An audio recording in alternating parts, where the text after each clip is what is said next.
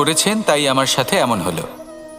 ওই ব্যক্তি যদি এমনটা না করতেন তাহলে আজ আমি ওই স্থানে পৌঁছতে পারতাম।